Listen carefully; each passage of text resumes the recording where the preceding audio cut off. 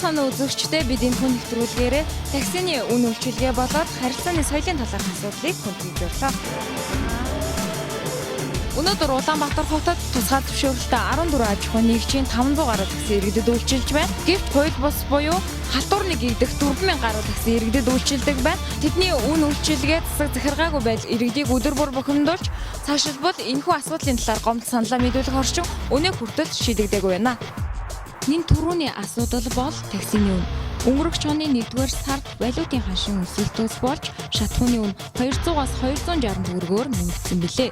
Ерөнхий сайд Асан Батбол шатхууны үнийн өсөлтийн талаар холбогдох салбарын сайд дарга нарын ажлын хэсэг бүрдүүлж судалгаа хийлгэсэн. Эцсийн дүгнэлтээр шатхууны үн өсөхөд валютын ханш дангаар нөлөөлөхгүйг тогтоожээ. Энэ оны 8-р сарын байдлаар Улаанбаатар хотод 135,000 гаруй суудлын автомашин байгаа ба эдгээрийг шатхууны хэрэглээгээр хуваахад 80% нь бензин, 9% нь дизель, 7% нь цахилгаан бол үлдсэн 4% нь хийн түвшил зарцуулдаг гэсэн судалгаа гарчээ. Нийслэл хувь хүний болон тусгай зөвшөөрөлтөй компани мэдээлэлд голчлон Accent, Cruise, Verna, Elentra, Sonata 6 болон Wiz маркийн автомашин үйлчилж байна. Шатхууны үн 200 төгрөгөөр нэмэгдснээр эдгээр маркийн автомашин 100 км-т хэдэн төгрөгийн алдагдaltaй байхыг бүгдээр харуулъя. Accent, Elentra болон Verna маркийн автомашин 100 км-т 2300 төгрөгийн алдагдaltaй бол Cruise 1380 төгрөг, Sonata 6 1500 төгрөг бол Wiz 1840 төгрөгийн алдагдaltaй болжээ. Энэ талаарх иргэдийн санал бодлыг тодруулъя. Яг километр бол янз бүр. Одоо жишээлбэл зарим хүмүүсд болохоор 600, заримуд нь 700, 800-д харилцаа адилгүй. Тэгээ улсаас яг цаанаас нь тогтооод өгсөн тариф байхгүй болохоор иргэд бол хэцүү байдаг л доо. Орон нутгаас ирж байгаа автобус тосох. Энэ таксинууд бол арай илүү авч байгаа. Тэр бол үнэ. Хотын төлөв нэг хүн ороход нэг хүнээс 5,000 төгрөг юу гэсэн үг. Тэр хүн чинь одоо 4 хүн аваад 20,000 төгрөг хотын төлөв оруулаад өгч шүү дээ. Тэр бол болохгүй. Ялангуяа одоо энгийн өөрсөн чөлөөт машинаар барьж явж байгаа нөхцөл бол дурын юм хэлж штэ. Ирээсээ. За одоо хэд дээр явах юм? Одоо жишээлбэл нисхээс ороод ирэхэд 25,000 төгрөг өгөөсөө. За өнөөдөр 25,000 төгрөг нь нисхээс ороход бараг вагнуур орчих хэмжээний, багангаа орчих хэмжээний мөнгө штэ.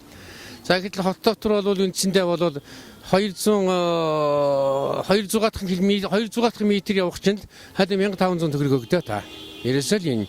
Тэгэхээр бол үндсэндээ энэ автомашины тэр тусмаа хуваараа одоо хэлбэр хийж явж байгаа нөхдүүдийг бас нэг яхан журманд оруулахгүй бол болохгүй байна. Энэ талаар албаны хүмүүсийн яриаг хүргэе. Одоо манай таксинууд байна одоо цөөхөн байгаа тий. Таксины одоо компани жирээшил цөөрч байгаа. Таксины том цөөрч байгаа. Такси компани байгуулах сонирхол буурч байгаа тий.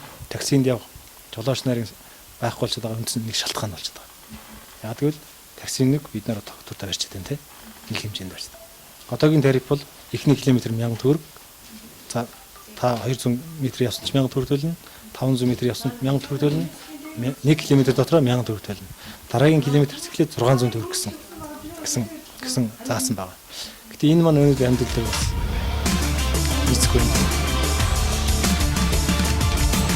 За хүүхэн одоо 800 явбал тийм марк хэмжээ авах гэсэн байхгүй л дээ. Тэр албаны таксинууд одоо 800 явлаа, 1000-аар явлаа гэж иргэдээс гомдол гарвал тодорхой улсын дугаар нь тий заагаад одоо сая түрүү хэлсэн тий өдөр сарын тодорхой тийм гомдол ирвэл бид нэр тэр ирсэн гомдлын даваа арга хэмжээ тоосдог. Манай албан ёсны таксинууд тий түрүү хэлсэн одоо жолоочгод 30,000 төгрөгөөр тухайн одоо гаргасан зөрчил шахна тий байдлаас шалтгаалт тийм арга хэмжээнд авдаг. Хувийн таксинд бол тийм арга хэмжээ авах байдаг. Шатхууны үн нэмэгдэх бүрд төрөөс хяналт тавьж хийх өргөдлөө аль эсвэл эдийн засгийн бодит тооцоонд үндэслэхүү гэдгийг судлах хэрэгтэй. Шатхууны үн өсгөд таксины километр тутмын үн хэдэн төгрөгөөр нэмэгдвэл зохистойг дор бүр тооцоолон иргэдэд мэдээлэх нь чухал юм а. Ийм мэдээлэл хангалттай өгөөгүй улмаас хувийн таксинууд аманд орсон тоогоо хэлж байгаамаа.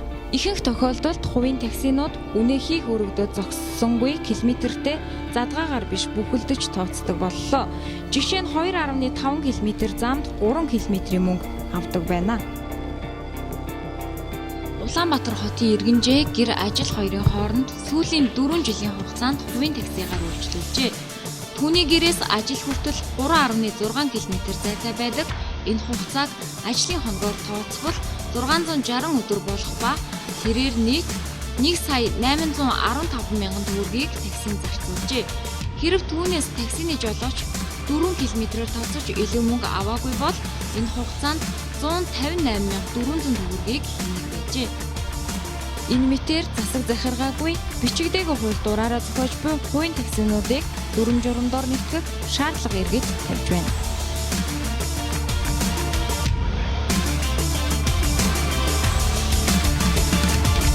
Хоёрдугаарт нь албан ёсны таксинууд өдөр үйлчлэгэнд гарахгүй байна. Энэ яаж ийм вөхөр замын бөглөөтэй холбоотой юм болоо да. Энийг бол одоо жигтгэн гаргадаг болох хэрэгтэй байна. Таксинуудыг бол үндсэндээ нэгдүгээр замаар нь явуулах боломжийг бүрэн хэмжээгээр хангамаар байна.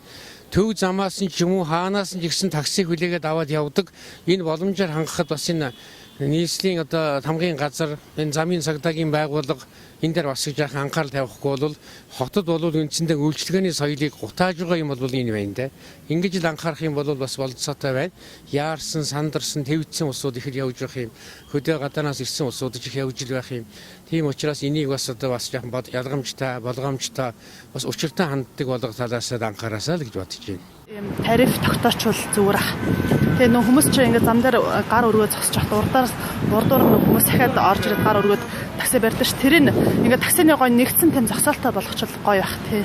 Тэгээ ер нь жоохон гомдолтой л байдаг. Тий. Тэгээд бид нар одоо хэлэх газар байхгүй. Үгүй хэллийгээд нөгөө шудраг нөгөө өрсөлдөө юу хянан зохицуулах газар гэж байгаа. Тэр гэхдээ иргэдэг тэгж хүлээж авдаг ч юм уу, даривтай шийдвэр гаргадаг ч юм уугүй ч бид нар мэдэхгүй ш. Тэгэл тухайн үед бол их мөнгө өгчлөө нэгсэн мөнгөний л өгдөө ш. Бид нарыг үнэндээ хэлэхэд би бол такси ярил тийш явъя гэж тэгээд засангууд тэдэнд төргөл яг гаргаал өгдөг. Хэлж байгаа үедээ доо манайхаас такси үйлчилгээний компаниудаар холбогдоод тухайн хэрэглэгч байна бол нэг тэр таксиныхаа номерыг цаг дугаартай манайд гаргаад ингэж нэлээд мөнгө төгрөг авлаа тий тоолоор нь одоо ажиллахгүй байж гэдэг юм уу одоо тэр үйлчилгээтэй холбоотой хавцаа ирүүлэх юм бол манайх тэрнийхэн дагуу такси компанитай холбогдоод асуудлыг шийдвэрлэх боломжтой байж байгаа юм. Манай хэрэглэгчид 1284 гэсэн утсанд өгж болно. 1284 цэг имэйл гэсэн сайтд өгж болно. Мөн юу биер болон бичгээр гаргаад гомдлоо бичээд хөдөлгөөн баримттайгаа биер гараад авчирч өгөх юм боломжтой байна. Аливаа хүсэл гомдол бол ер нь тодорхой байх хэвээр. Сар өдөртөө тодорхой хаягтай одоо ийм улсын дугаартай ийм такси одоо надаа одоо соёлгүй харьцсан гэдэг юм уу те. Эсвэл одоо илүү мөнгө төгрөг нэгсэн ч гэдэг юм уу те. Бусад одоо янз бүрийн одоо тийм зүйсээр харьцсан асуудал гарах юм бол манад бол одоо гомдлоо гаргаж болно. Манад бол өдөртөн 24 сар ажилладаг гомдол санал иргэдээс санал хүсэл авдаг утас ажиллаж байгаа. Тухайн бол ямар утас вэ гэхээр 326 352 гэсэн утас. Энэ утсаар иргэдийн зөвхөн одоо такси биш бүх нийслэлийн одоо нийтийн тээврийн талаар иргэдээс ирэх гомдлыг 24 сар хүлээн авч байгаа. Энийхээ дагуу бид нар одоо хуулийн хүрээнд дарах хэмжээ авдаг л да. Жолоочийн бүрэн, жолоочийн бүрэн гэдэг нь ялгаж салгаад жолоочийн бүрэн байвал жолоочид 30,000 төгрөг хүртэл арга хэмжээ авах хэрэгтэй. Одоо таксийн үйлчилгээг үндсэндээ бол хувийнхан одоо хувийн хэвчлэлийн хууль ус гэж яадаг бид нар. Тийм хууль ус одоо такси үйлчилгээ эрхлэж байгаа гэдэг бол өндөр ногоонд авч үрж явна гэж хэлж болно. Одоо бид нар сая шинэ стандартанда сайн нэг заалт хэлсэн шүү дээ. Нийт тээврийн эрсдлийн 60-аас доошгүй хувь нь тухайн байгууллагын эзэмшлийн байна. Бусд нь бол хувь хүмүүс байж болно гэл.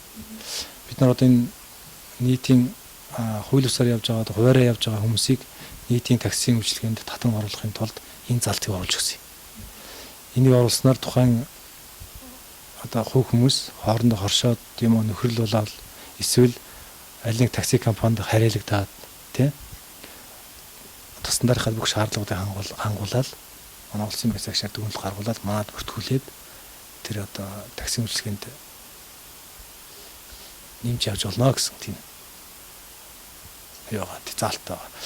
Одоо жишээлбэл одоо амьдрал дээр одоо замын цагдаагийн газрын судалгаагаар бол нийт хэрэг зөрчилөөр хүн амнаас эрүүл мэндтэй холбоотой зөрчлүүдийн ихэнх нь одоо гарч байгаа зөрчлүүдийн одоо такситэй холбоотой зөрчлүүдийн ихэнх нь хуваарай такси гэдэг хүмүүстэй холбоотой гарсан байна. Өөрөөр хэлбэл энэ юу хэлж байна вэ гэхээр одоо хувь таксинд барих, хувь таксинд суух бол хүний амнастай аюултай байна гэдгийг харуулж байгаа. Тэгвэл манай албаны ёсны такситай холбоотой тийм хүний амь настай холбоотой ямар нэг зөрчил гараагүй байна. Тэгэхээр албаны ёсны бүртгэлжүүлээд нэгдсэн зохион байгуулалтанд ороод явбал энэ бол бас иргэд маань тийм таксинд баталгаатай таксинд суух нь л зүйтэй гэсэн бодлого бид цааш тавьж байгаа. Их хотын хөгжлийн үндэс суурь нь нийгмийн харилцааны соёлоос эхэлдэг билээ. Тэгвэл такси үйлчилгээний жолооч нар болоод иргэд хоорондын харилцааны соёлын талаарх асуудлыг хөндөж байна. Яг одоо энэ Монголын нийгэмд байгаа яг энэ таксинд явж байгаа гэх хүмүүс бол үнэхээр харилцааны соёл муу гэж буйвдаад үгэндэг л дээ. Яг албан ёсоор таксинд явах ёстой гэсэн одоо бус өндөр хөгжилтэй улс орнуудын жишгийн дагуу тодорхой хүрээний таксинер бус машинуудаас ялгагдах тийм мөнгө дүрстэй тийм юусоо байхгүй. Би одоо жишээлбэл гэрээсээ ажил хүртлээ нэг 2 км гардаг газар явлаа гэж бодоход янз янзэл мөнгө гардаг ш. Заримдаа нэг 2000 төгрөг, заримдаа 1500, зарим нь бүр 2500 төгрөг гэл янз янзын мөнгө хэлдэг. Тэгээд үгүй ахаа ийм байдаг штэ гэл тэгэнгүүт мөнгөө төлж чадахгүй бол яг ч юм такси барьсан гэдэг ч юм уу ингээд хэл амаар доромжлоод ингэж ингэдэг. Орой морой бол ялангуяа тэгэл баг хэлсэн үнийг хэлээл явахаас өөр аргагүй байдаг штэ. Сүүлийн үеийн таксинер чи харьцааны соёл айгүй муутай штэ. Жишээ нь хэд жишээ яхад би сайхан ээжтэй нөө 4 зам руу явж хахад манай гэрээс чинь 3-500 гарахын оронд 4-500 илүү нөө хамаагүй мөнгө нэмж хэлдэг. Тэгээ энийг ингээд үгүй мөнгө нэмж аваад байна штэ ингээд штэ гэх хэлэхэр өөдөөс маш харьцааны соёлгүй чи юм уу нөгөө айгу бүдүүлэхэр цагийн жоохгүй. Тэгээд нэг би өөдөөс нь муудалцаад ингээд айлтаа бас ингээд болохгүй ш тахаа ингэдэггүй ингэсэн чинь бид хоёр дээр тэр машинаас нь буусан чинь бид хоёрыг бүр дайхгаа машинаараа дайх гээд ирж байгаа хгүй. Айгу боловсролгүй тэгээд араасаа ойрлж морилол хилдвэр харааж зүгэл энэ зарим хүмүүс рүү бүр нөлөөлөх тохиолдолч байдаг. Тийм болохоор тэгээд доторх тэр таксины орчин бол бас давах юм байхгүй. Тэгээд харьцаж байгаа тэр хүмүүс айгу бүдүүлэг хүмүүс гэдэг болохоор сүүлийн үеийн таксиг жоохон зохицуулах хэрэгтэй л гэж байна. Хаашаа явах ингэж асуугаад байдаг. Тэр нэмэр хэцүү байдаг шүү дээ. Ойрхон явмаар идэг, хурдан явмаар идэг. Тэгэхээр зогсохгүй ойрхон гэдэг голоод авдаггүй тэг километрийг нь голоод тийм асуудлууд байдаг. Харилцааны соёл дээр сайн мэдгүй маа хүмүүс янз янз л ийж хүнээсээ шалтгаална л та.